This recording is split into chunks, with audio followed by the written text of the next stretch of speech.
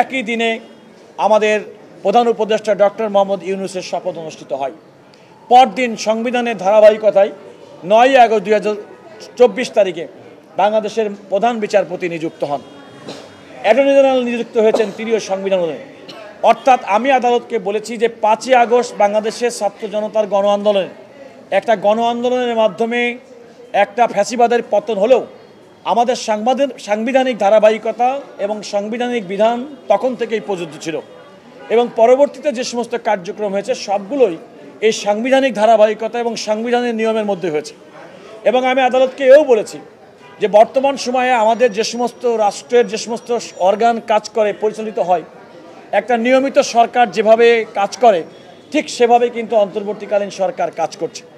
যেহেতু অন্তর্বর্তীকালীন সরকার কাজ করছে, সুতরাং এই সরকারের কোনো সময়সীমা লিমিট কিংবা যে সমস্ত বিষয়গুলো নিয়ে মহসিন রশিদ সাহেব প্রশ্ন করেছেন সে সমস্ত বিষয়গুলো সাংবিধানিকভাবে টিকবে না এবং সে কারণে হাইকোর্ট সঠিকভাবে তার মামলাটি খারিজ করেছেন। আমি আদালতকে বলেছি যে এই প্রশ্নটি উনি যে সমস্ত প্রশ্ন উত্থাপন করেছেন, বিশেষ করে রিট পিটিশনটা গ্রহণযোগ্য কি গ্রহণযোগ্য না সে ব্যাপারে আমি বলেছি যে এটা গ্রহণযোগ্য না। যেহেতু গ্রহণযোগ্য না, সুতরাং তার রিট পিটিশনটা সুপ্রিম কোর্টের আপিল বিভাগ যেন খারিজ করে দেন, দিয়ে হাইকোর্টের রাইটই বহাল রাখে। এটা হচ্ছে আদালতের কাছে আমার বক্তব্য এবং এই বক্তব্যটা আমার কোনো রাজনৈতিক পরিচয় না।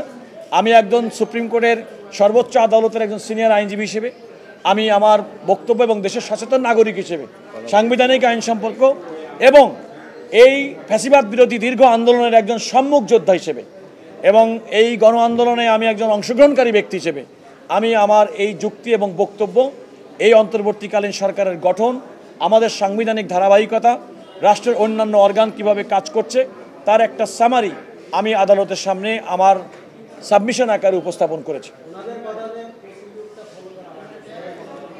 আমি সেই ক্ষেত্রে আপনাকে বলেছি, জনাব মহসিন রশিদ সাহেবের বক্তব্য ছিল যে আমাদের বাংলাদেশ সুপ্রিম কোর্টের আপিল বিভাগের রুলস অনুযায়ী শুনানির জন্য যে প্রক্রিয়া সে প্রক্রিয়া অনুসরণ করা হয়নি। আমি আদালতকে বলেছি যে আদালত যদি কোনো কারণে মনে করে তাহলে শোনার একমাত্র বাধ্যবাধকতা অ্যাটর্নি জেনারেল। তিনি অ্যাটর্নি জেনারেল, আদালত অ্যাটর্নি জেনারেলকে শুনেছিলেন। অন্যান্য কোনো ব্যক্তিকে শুনবেন কি শুনবেন না সেটা সম্পূর্ণভাবে ওই আদালতের সিদ্ধান্তের উপর নির্ভর করে। যেমনটি পার্লামেন্ট থেকে গণপদত্যাগ করার পরিপ্রেক্ষিতে বাংলাদেশে প্রথম যে রেফারেন্সটি হয়েছিল 106 অনুচ্ছেদে, সেখানে আদালত মনে করেছিল তৎকালীন সময়ে সিনিয়র আইনজীবীদেরকে মতামত গ্রহণ করবেন, তাদের মতামত গ্রহণ করেছেন। সুতরাং আদালত ঠিক করবেন কোনো ব্যাপারে রাষ্ট্রপতি কর্তৃক চাহিত উপদেষ্টামূলক মতামত গ্রহণের ক্ষেত্রে তিনি অন্য কাউকে শুনবেন কি শুনবেন না। আইনের একমাত্র বাধ্যবাধকতা হচ্ছে অ্যাটর্নি জেনারেলকে শুনতে হবে। আরেকটি কথা, সুপ্রিম কোর্টের আপিল বিভাগের রুলসের মধ্যে বলা আছে এই রুলের যদি কোনো রকম ত্রুটি বিচ্যুতি হয়ে থাকে তাহলে আদালত কর্তৃক কোনো প্রসিডিং, কোনো রায় কিংবা আদেশ দেওয়া সেটা অবৈধ বলে বিবেচিত হবে না।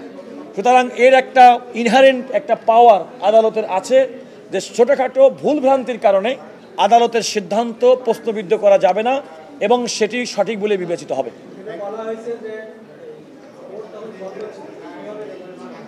দেখুন, আপনি যদি এই প্রশ্ন যদি বলেন, আমরা করোনার সময় কিন্তু বাংলাদেশের সুপ্রিম কোর্ট ফাংশনাল ছিল এবং প্রত্যেকটা এবং আমাদের দেশের তথ্য প্রযুক্তি আইনের ভিত্তিতে আমাদের কিন্তু এখনো পর্যন্ত আদালত চলে।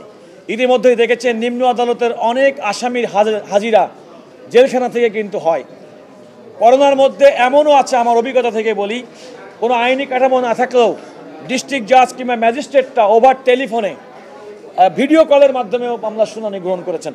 আর বর্তমানে সুপ্রিম কোর্টের এবং আদালতের বিচারিক কার্যক্রম পরিচালনার কারণে তথ্য প্রযুক্তির ব্যবহার করে শুনানির বিধান বর্তমানে এখনও পর্যন্ত আছে এবং আমাদের সুপ্রিম কোর্টের কোম্পানি কোর্ট নিয়মিতভাবে এই অনলাইনের মাধ্যমে বিচার কার্য পরিচালনা করে থাকেন। আমি দেখেন, আমি তো 5ই আগস্টের সময়কার সিচুয়েশনটা তো আমি তো নিজে যেহেতু এর পক্ষ ছিলাম না, আমার তো দেখার সুযোগ হয়েছে কথা বলার কোনো। আমি তো বলছি যে যেহেতু এই বিষয়টাই তো আমি যেহেতু পক্ষ ছিলাম না, সুতরাং আমি তো দেখার এবং শোনার কোনো কারণ নাই। আর খেয়াল করে রাখতে হবে যে সে সময় আমরা সবাই অত্যন্ত একটা অস্বাভাবিক পরিস্থিতির মধ্যে দিনানুবাদ করছিলাম। 5ই আগস্টের পরে অন্তর্বর্তীকালীন সরকার গঠন পর্যন্ত সময়কাল বাংলাদেশের প্রত্যেকটা মানুষের জন্য একটা আমি বলবো যে একটা ব্যতিক্রমী পরিস্থিতির মধ্যে আমাদেরকে যেতে হয়েছে।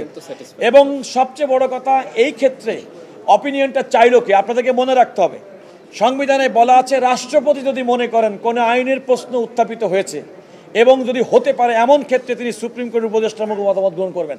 সুতরাং রাষ্ট্রপতি এই মতামতটি গ্রহণ করেছেন, তিনি সেই মতামত পেয়েছেন, সেই মতামত অনুযায়ী তিনি কাজ করেছেন কিংবা করবেন কিনা সেটা একান্তভাবে রাষ্ট্রপতির এখতিয়ার। অন্য কোনো ব্যক্তির প্রশ্ন করার কোনো সুযোগ এখানে আছে বলে আমি মনে করি না, এবং আমি আদালতকে একই কথা বলেছি। আজল ভাই, একটা বিষয় সেটা হচ্ছে যে এখানে শিশির মনির সহ উনি কথা বলে গেছেন, এই প্রশ্ন তো দুইটা, একটা হচ্ছে মতামত নিয়ে এই সরকারের বৈধতাটা ডিপেন্ড করে কিনা এই মতামতের উপরে একটা, আরেকটা হচ্ছে এই মতামত নেওয়াটা বৈধ কিনা। আমরা একটু জানতে চাই যে আসলে অন্তর্বর্তী সরকারের বৈধতা কি 106 মতামতের উপরে ডিপেন্ড করে, না এটা না নিলেও হতো? না, আমি আপনাকে দুইটি বলি। একটা হচ্ছে রাষ্ট্রপতি কর্তৃক সুপ্রিম কোর্টের আপিল বিভাগের মতামত গ্রহণটা আমাদের সংবিধানের 106 অনুচ্ছেদের অনুযায়ী একটা সাংবিধানিক বিধান।